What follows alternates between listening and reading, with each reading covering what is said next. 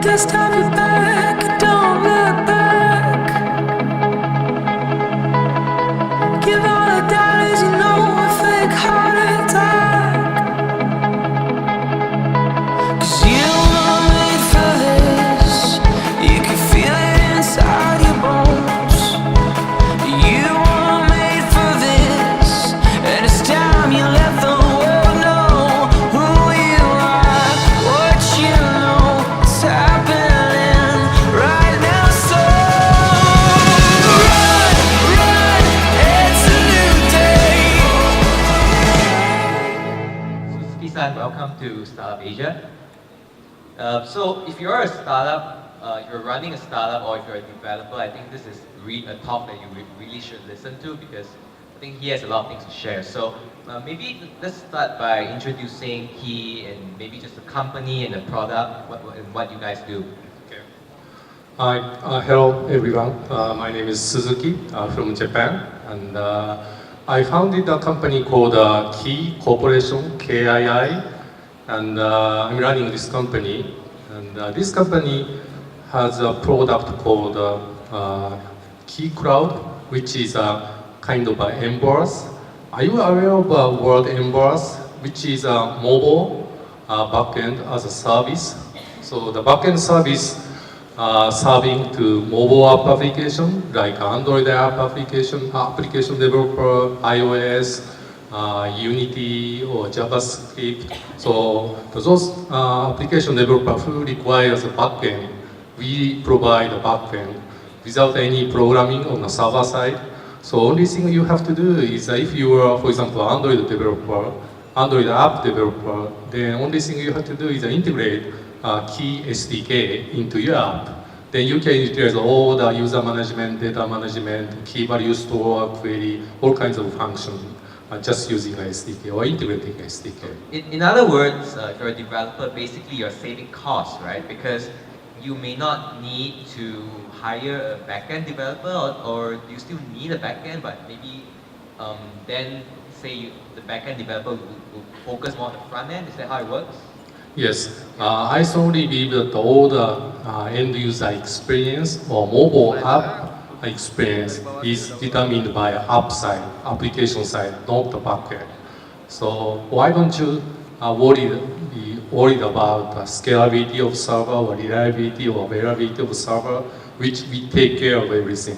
So why don't you focus on the user experience? You're focusing on application development. Then you don't need to worry about the maintenance or anything on the server side. Okay, interesting. So I understand that platform as a service is a relatively new field in the startup scene, but there's been quite a number of players that have come on board. I mean, there's Pass, which was acquired by Facebook. So could you explain Key and what's the difference between Key Cloud and Pass and all the other services out there? Okay, Pass is very great product, and I really respect them. They are very excellent engineer, excellent developers, and their function is very good, and I learn a lot from them. The difference between Pass and the Key is Pass made their cloud or their Pass cloud available a long time ago. Then they made it public. They started working with a lot of startup, while the Key has been working on the backend for many years, even before I founded this company. But our strategy was first work with a big enterprise customer or carrier operator, mobile operators, so that we can first have a stable cash flow to make the company stable. Then just recently, like February this year, we made it available to everyone publicly. So that's one thing, one difference. The second difference is the Pass is a US company, while we are Japan-based, but we have a team in the United States, China, Hong Kong, Taiwan, and Europe, so that we always think about all the countries. For example, especially China is a very unique country, so there's no if you don't have any server in China, then you can't serve to end users in China. So we take care of those things. So we set up already the Key Cloud in China also, so that we can take care of end user in China. So in other words, you're basically helping startups who want to enter the Chinese market to break into it through the app stores, right? Yes. In China, there's no Google Play available in China. So if you want to distribute your application in China, then you have to work with, let's say, at least top 25 app stores or Android app store. They are, from by home manufacturer like QQ kind of a company or independent app stores, which our key China team have a contract with those 25 stores. Then they first remove, for example, if you have a very famous application other than China, then most likely you see a illegal copy on at least 5-10 stores in China, because they can simply copy your APK, then integrate with another SDK so that they can get ad revenue from your app. So what we do is first we remove those illegal copy from those stores, then replace with your right application. Then you can support 4 or 5 different payment ways so that we can help you integrate. So we take care of app distribution in China. I mean, there's so many services out there catering to developers, and one problem is that is whether or not the startup, the service will be around in the years to come. Because I'm a developer, I want to get on GitHub because I want to use Heroku, for example, because they are established and all that. So, if to the developers out there or to the startup founders, like maybe could you talk about the traction that you have and maybe just revenue, just to give a sense of how established the company is? Oh, how established the company? Okay. In fact, when I founded this company, I needed $6 million because I wanted to acquire some source code which I made in another company. And I wanted to start my company by acquiring the company, but that cost me $6 million. So I first visited venture capital to see if they can fund me. Of course they said that they can fund me, but they said they have to have 90% company share. Then a lot of conditions I have to follow. But I was not sure if I can totally agree with them or they can totally agree with my view. And also, so could you repeat that you're talking about the founding of the company now, right? And you were raising money from who again? The 6 million. So you were approaching. Who do you approach? So I first approached the VC, venture capital, right? And then I was wondering if that's the right approach. Then I realized that my strategy would be the two-step strategy. One is, in the first step, I wanted to start from a small team. Then I wanted to make a company financially established and stable first. Then start growing. Then in the next step, I want to grow in the second phase. So what I did is I then visited the bank. Then why don't you? I want to borrow $6 million. Then everyone first laughed. Okay, so where is the record of the company? Oh, sorry, I'm making a company right away. So you don't have any record. Then I said I don't have any. I can't give you any guarantee. I can't give you any security, anything. But I need $6 million. Then everyone laughed. But finally, after talking to those banks for 2 months, then finally one guy said, "Oh, okay, this guy is not crazy, but this guy is very serious about his plan, and his plan is actually liked by many, enterprise customer or mobile operators." So he said, "I want to fund not the $6 million, but for $1 million." Then, all at that time I was in Tokyo. Then 3 major banks in Tokyo, they approached me and said, "Please let me lend money from me to you." Then finally I got $6 million.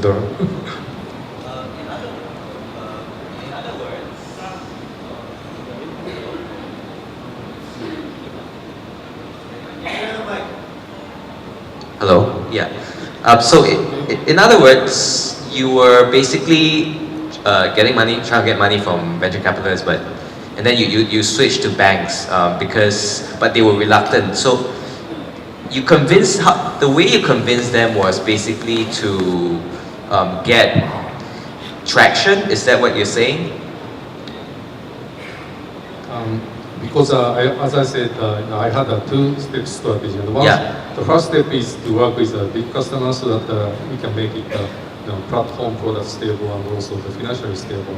Then the second one is requires more risk money so that for the second step growth, I need to get VC funding money. But for the first step money, I was sure that I can pay back all the $6 million in 3 years or 5 years. So why don't we just borrow from them? Then I still, the management team still can control the more than 50% of a company from a controllability standpoint. So what convinced the banks to lend you the money was the customers that you have?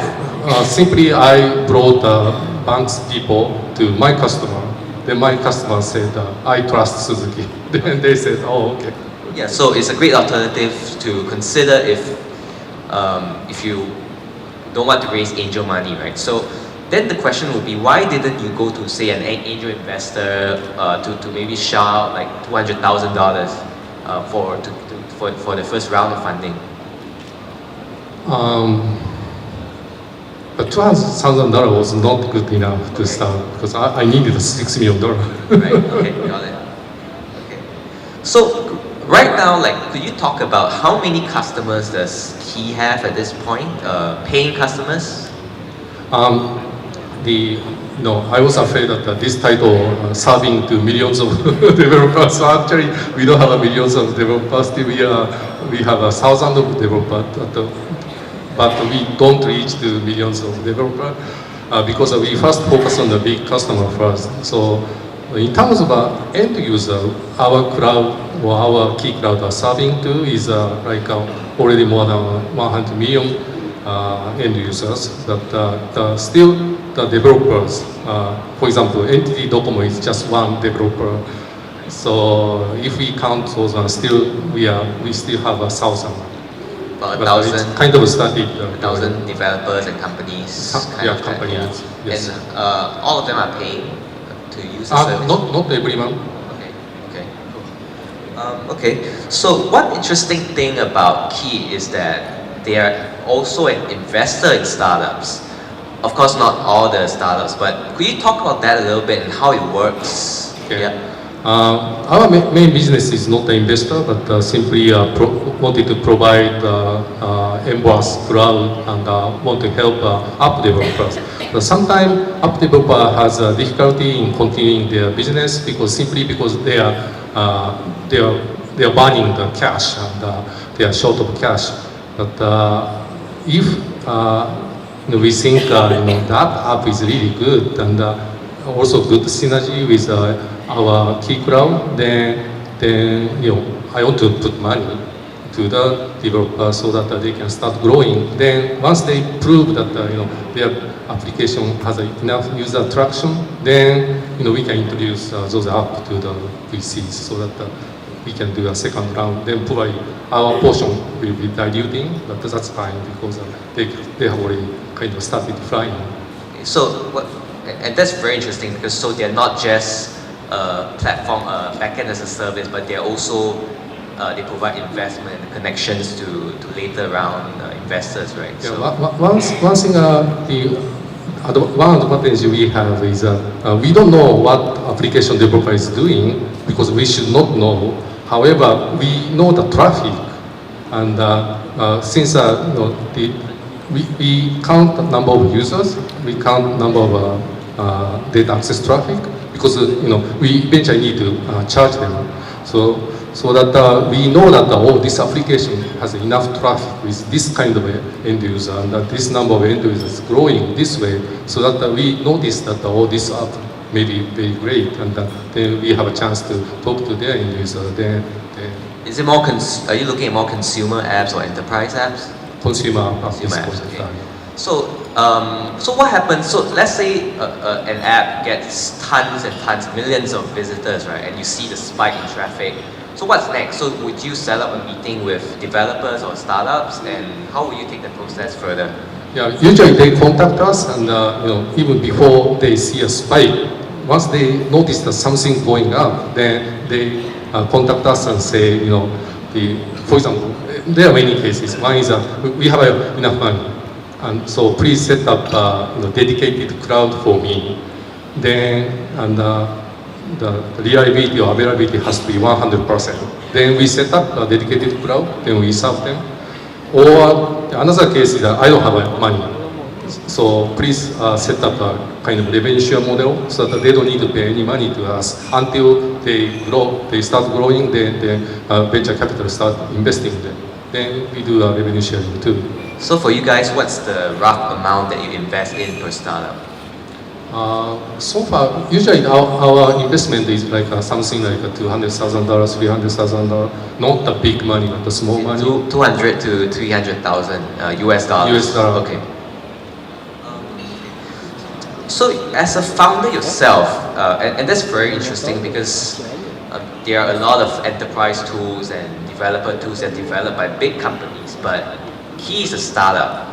And I think there's some interesting things to say about minimal viable product and so on. Yes. Yeah. I remember this morning, Mr. Calvin of PicMix said, if you implement too many features, then you confuse your end user. And I totally agree with him. And implementing too many things, not only confusing end user, but also slow down your cycle of MVP. Now, I think many people know the concept MVP, not the most valuable player, but the minimum viable concept, a minimum viable product, so that you first need to find out one thing you can do very, very well. So doing one thing very, very well, then implement that feature very quickly, then make a release. Then as someone said, Jimmy from Korea said, measure. So measuring is the next step. So measure, analyze your application end user behavior, then get data. Then you get the new ideas, or you have to create the new ideas. Then you have to go to this cycle, making new ideas, then making release, then measuring data, then you get the new idea. So you have to, go through this cycle very quickly. But if you implement too many stuff, then it's very difficult to go quickly implement the new idea. Because for example, if you have 10 features instead of one feature, then if you want to totally rebuild the user experience from scratch, you have to modify all the 10 features. If you have one very single neat feature, then you can very quickly change the user experience right away. So MVP is very important, and what Key Cloud can contribute is the first step and second step. First step is making an application very quickly by utilizing a kind of an emboss, which we provide. You don't need to worry about server side. So simply programming against the API or the SDK that you can quickly release. Then utilizing, because we also have analytics features, so that analytics can allow you to define, okay, what kind of data we need to collect. Then simply set up a parameter, then you can simply see a result every day. Then you can go through this cycle very quickly. So this is very important. Doing one thing very, very well, then going through this MVP cycle very quickly. Okay, very interesting. So the thing about brands is that, if I buy Starbucks, I buy it because I like the values that Starbucks represent, for example. So for Key, right, if you're reaching out to developers, you're reaching out to startups, so I want to know, what makes you tick? Why are you here in Indonesia and still reaching out to developers when you can just cruise at home in Tokyo, right? So, what drives you, and what's your vision or motivation for doing Key? Okay. In fact, I don't have any marketing skill or clue at all. So still my company is very kind of not good at marketing, but simply try to make a very cool, for example, very nice performance product. And so we don't have any very nice plan, but for example, Tuesday this week I visited a city called Surabaya, and I had kind of a speech and a Q&A session with many students there. I was so impressed by their curriculum about computer science and IT technology that they do a lot of training to become the developers, application developers, system developers, so that I see a very big potential in this country that what's happening in the United States and Japan is usually the number of smartphone users go up beyond like 10 million or 15 million. Then all the enterprise start making a mobile application for their campaign to their consumers. So in the United States, they have already started booming up 1 year ago. Then in Japan, they have already started booming up. Now I think very soon in Indonesia, they are also booming up. But since they are also generating a lot of very nice, excellent engineer, then I think Indonesia is a very kind of a good win-win kind of a situation. So that on the other hand, the backend requires a lot of the experience. The reason why I have so many white hair is because I went through a lot of trouble on the backend in terms of availability. Probably some of you may know that LT Dogo is the tough customer, and they keep beating me, whenever I have some availability problem. So, to make a very reliable, stable, and scalable backend, it requires a lot of experience. But for app, once you have a very nice sense engineer, then you can quickly make an application right away. So I think providing this kind of a reliable cloud into the Indonesia is, I think, a good win-win situation we can make it. Okay, so you started the company when you were in your 40s, is that correct? So why didn't you do a startup earlier? I think there's something, I think it was Jimmy Rim of KQ Ventures who said that don't do a startup, right? So, but for you, I guess you didn't do it earlier, but you chose to do it in your 40s. So can you talk about that process? Okay. Because my nature is first I wanted to find how I can contribute to the society or the country or economy or world. Then I have many check items. If this is okay or this is okay, this is okay, then I thought I should start up. But until I found this company, I didn't meet all the checklist, so that I didn't do it. Then finally, I found that I should do that, and I also found a very nice partner, and I also had a very nice engineer, very super excellent engineer. And so now this is the time we should found the company. Then we found a company with 10 persons, and they are very excellent engineers. The idea came quite naturally in that you were faced with all these problems with developing backend infrastructure, and so you felt like you needed a platform to Yes. make it easier for yourself and for others to do it, right? Yeah, I understand the pain. So I don't want the app developer to make a fight here too. So that's the reason why. And if we develop both application, the backend, then probably number of limited number of categories we can contribute to are really limited. But if we have a backend, then that backend can contribute to many categories of application. So that's also maximize our contribution to the society. Okay, so we'll wrap up pretty soon. So just one last question. I mean, as an entrepreneur, so what are some of the most challenging things that have gone through doing the sort of an enterprise startup that's in a very new field, and what do you share with the startups that are here? You mean attacking an enterprise? Like the challenges you faced, and what advice would you give to startup founders? for startup Yeah, startups. in general. Yeah. As I said, especially the mobile app startup, finding one thing you can do very very well is very important. And I think the Jimmy said something about the Steve Jobs.